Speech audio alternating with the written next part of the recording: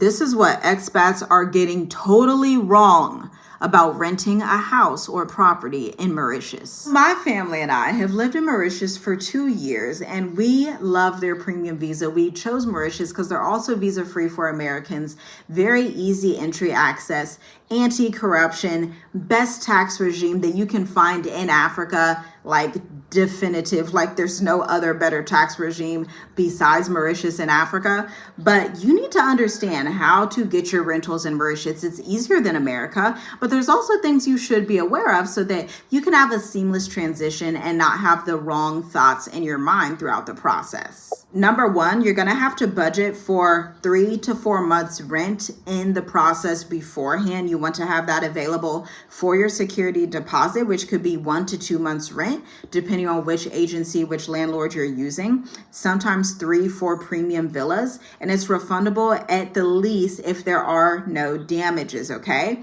You'll also need to budget for agency fees. This is something you may not be accustomed to, but this is very standard across all of Africa. You're going to have agency fees. In East Africa, if you're on the Swahili coast, they're going to call it a dalali fee, okay? But here in Mauritius, it's called an agency fee, where you are paying the agent for helping you find that property. This is a legitimate business. This is legitimately what you are going to owe after you get that property, because guess what? That agency helped you to source that place. That's a service that they have provided for you. That's a service that you are going to pay for. This is a service-based economy. It's very great, and you are going to pay that service to the right agency. You may feel like agency fees are standard, but they're not always fair. That is why you do get the discretion of choosing which agency you would want to work with.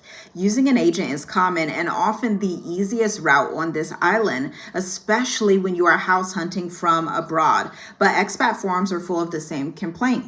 Some agents charge a full month's rent commission, again at lease renewal, even when nothing at all has changed, or you'll have landlords that up the amount of rent on you at the end of the lease. And so those are some of the things that expats complain about in some of these forums. Just be aware of that. If you can work that out in the lease, that's something that we learned even in East Africa. If you can say, hey, can rent stay the same for the next 2 years, or inquire about that before you go to move into these places. Now, the real surprise can come in with smaller operators. That's where surprise fees can pop up. If somebody's a brand new business, or a Mauritian just starts a brand new business and they don't have like that standardized agency transparency that you might see across the board on Property Cloud MU or Lexpress MU, then you're going to be, maybe they might charge you extra, but those are things that you want to clarify. Get written on paper beforehand. And if you need to, listen, you can elevate to the local authorities, okay? They're going to help you out. They're going to see the situation, make sure everything is fair. It's always good to have that as a backup. You should also understand that Mauritius's rental law is based on French civil law, not British, not American civil law, French. So by default, especially outside the most internationally facing agencies, you may have a lease that is written in French. We've had that before and had to have it translated, so just be aware of that. Also, here is a pro tip. Never sign a lease that you have not had translated to English, because you need to understand the clauses, red flags. Make sure, like when I'm going through our leases, I'm making sure that I understand every single thing. If there's something that I don't agree with or something I would like negotiated, I'm doing that beforehand before signing it. But a standard lease is going to run you your average 12 months with automatic renewal. If neither party gives notices, so you need to know your notice period before you're locked in for another year without meaning to be, okay? Typically 1 to 3 months before lease renewal is when you would want to go ahead and renew those terms, okay?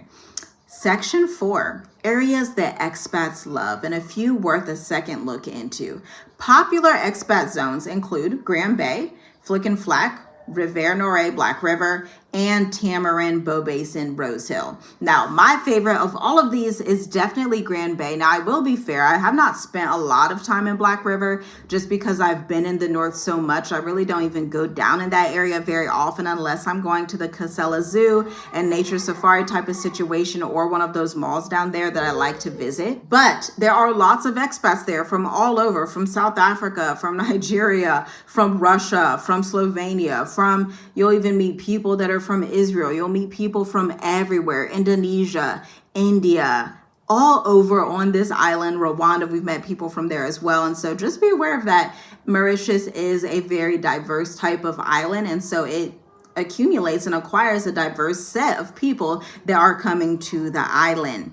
Now, Bow Basin, Rose Hill. I do have a little bit of experience in Bow Basin, Rose Hill, Port Louis, because that is where we were when we first landed. New Grove is not too far from like Bow Basin, Rose Hill. That was the area we landed in. And so it's just very local. It's a little bit different than the north, but it may be your cup of tea if you like that local, fast-paced, very much city-like lifestyle. It's just that the way I grew up as a child and even into adulthood and the way that we raise our children, we really like to live in suburban settings that are just outside the city, very calm, very nature focused, family friendly, suburban houses, schools nearby. That's our type of thing. And it could be for you too. Now, none of these issues makes renting in Mauritius hard, especially since all you need is your passport, your tourist visa, your digital nomad visa, or your retirement residency to actually go ahead and lease. And then from there, you're good as long as you have your cash in hand, or you are paying via international transfer through something like Wise. That's easy to do.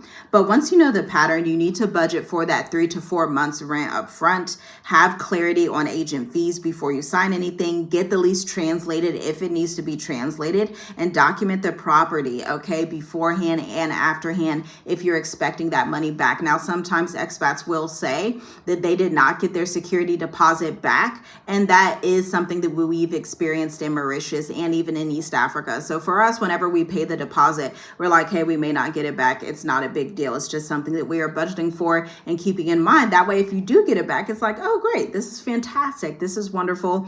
Same type of thing. If you are lending out money, you just best practice is, hey, already have that. That's not going to come back to me. Even when you're investing, only invest something that you're willing to lose. That's how we think of these things when we're traveling abroad, when we're investing, when we're getting a lease, things of that nature. Leave a comment down below. Let me know what your biggest takeaway was from this video, and let me know, are you searching for a property in Mauritius? Because I will tell you, Property Cloud and you, Facebook Marketplace, and LexPress Mauritius are going to be your best go-to options to go ahead and find that property through an agency. And Mauritius has all these different types of agencies. There's lots that you can choose from. You'll start to become accustomed to the most popular ones that are most reputable, and you should, of course, go through those, because if you're going through somebody that's brand new, not reputable, you can't find any information, then it is a little bit more risky for you. Shalom, shalom. I'll see you in the next video.